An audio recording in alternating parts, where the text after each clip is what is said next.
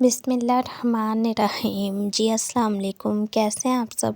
उम्मीद करती हूँ आप सब ठीक होंगे। मेरी दिली दुआ है अल्लाह ताला आपके दस्तरख़्वान हमेशा भरे रखे, आपके कारोबार में रिस्क में इज़ाफ़ा फ़रमाए, आमीन।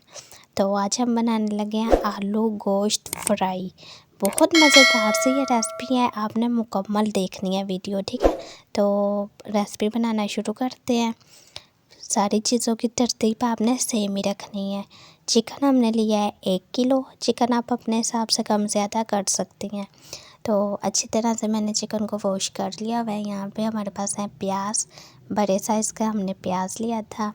आलू भी हमने बड़े साइज़ में कट कर लिए हैं, क्योंकि आलू गोश्त में आलू बड़े ही अच्छे लगते हैं। नींबू है और साथ ही यहाँ पे टमाटर है, दही है, धनिया है और यहाँ पे आलू हैं। आलू हमने लिए हैं आधा किलो हमारे पास आलू हैं। अच्छी तरह से हमने इसे वॉश कर लिया हुआ है। सबसे पहले इसे करेंगे फ्राई आपने जब भी करना है घी आपका फुल गर्म होना चाहिए, ठीक है। तो बिस्मिल्लाह करते हैं। इसमें हम सारे आलू शामिल कर देंगे। यकीन माने पहली बार में ही आप रेसिपी बनाएंगे तो बहुत मज़ेदार सी रेसिपी बन के तैयार होती है। आगे रमज़ान भी आ रहे हैं, तो इसी तरह से आप चिकन और आलू को फ्राई करके फ्रिज में रख सकती हैं। फिर निकालें और मसाला फ्राई करके अच्छी तरह से और इस आलू चिकन मसाले में डाल दें। आसानी से आपका चिकन भी का सालन बन के तैयार हो जाएगा। आलू हमारे अच्छे से फ्राई हो गए हैं, कलर आप देख सकती हैं काफ़ी हद तक आ गया है। तो आलू हमने निकाल दिया। चिकन को अच्छी तरह से फ्राई करेंगे। चिकन पे अच्छा सा कलर आने तक हमने इसे फ्राई करना है। बास लोगों का चिकन चिपक जाता है कढ़ाई के साथ, अब ऐसा नहीं होगा। एक खाने वाला चम्मच आपने इसमें भर के नमक का डाल देना है। इससे क्या होगा, आपका चिकन भी नमकीन हो जाएगा और खाने का फ्लेवर भी बढ़ जाएगा और कढ़ाई के साथ आपका गोश्त भी नहीं चिपकेगा। यहाँ पे मैंने प्याज का पेस्ट लिया है। प्याज को हमने अच्छी तरह से ग्राइंड कर लिया था ताकि ये अच्छे से मिक्स हो जाए। तो इसी तरह से आप रमज़ान में सारी तैयारी करके फ्रिज में रख सकती हैं।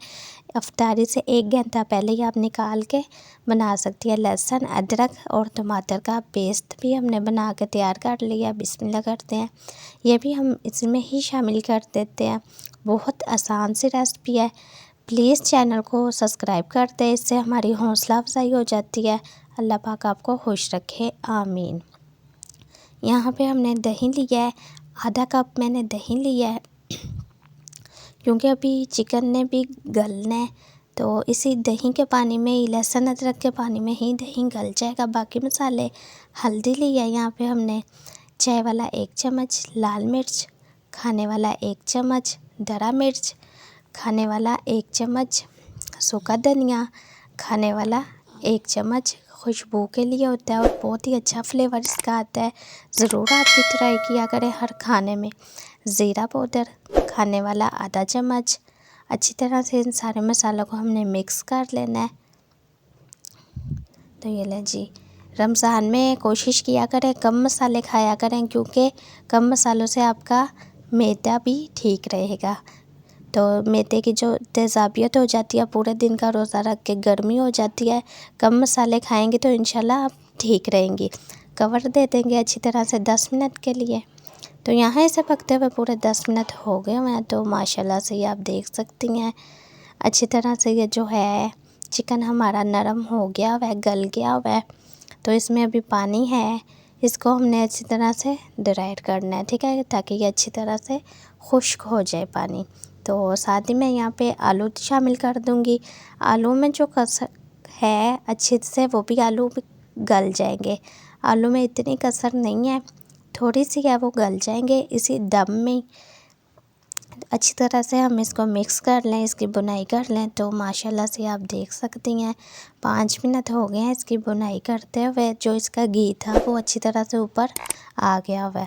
बहुत आसान सी रेसिपी है और बहुत मसालेदार मज़ेदार सी रेसिपी है। तो मुझे लाज़मी मैसेज करके बताया करें मुझे किन किन शहरों से, किन किन मुल्कों से आप देखती हैं। मुझे बहुत अच्छा लगता है आपके कमेंट्स पढ़ के। चैनल पे जो लोग नए हैं चैनल को सब्सक्राइब कर लें, ताकि मेरी हर आने वाली नई वीडियो आपको फ्री में देखने को मिले। चिकन की अच्छी तरह से बुनाई हो गई है। इसमें शामिल कर दिया हमने पानी, क्योंकि इसका हम शोरपा तैयार करेंगे। शोरपा भी इसका बहुत ज़्यादा मज़ेदार बनता है। इस पॉइंट पे आके आप काली मिर्च का इस्तेमाल भी कर सकती हैं, इससे आपको सूप वाला जायका आएगा। धनिया गार्निश कर देंगे इसके ऊपर। नमक हमने पहले इस्तेमाल कर लिया था, इसलिए हमने नमक अभी शामिल इसमें नहीं करना, और नमक बिल्कुल ठीक है। शोरपे को अच्छी तरह से पकने देंगे। तो ये लें जी, माशाल्लाह से शोरपे को यहाँ पकते हुए पूरे 10 मिनट हो गए हुए हैं।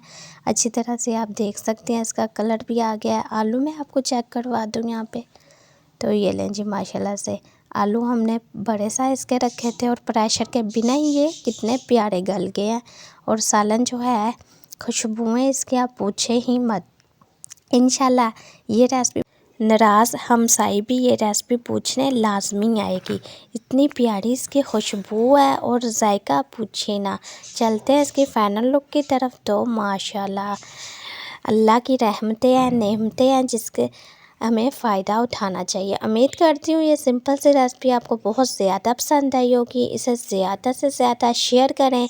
रमज़ान के मतलब रेसिपी देखने के लिए, इफ्तार के मतलब रेसिपी देखने के लिए, सहरी के मतलब रेसिपी देखने के लिए चैनल को सब्सक्राइब कर लें। अल्लाह हाफिज़। प्लीज़ चैनल को सब्सक्राइब करें, बेल आइकन पर क्लिक ज़रूर करें, लाइक करें, शेयर करें।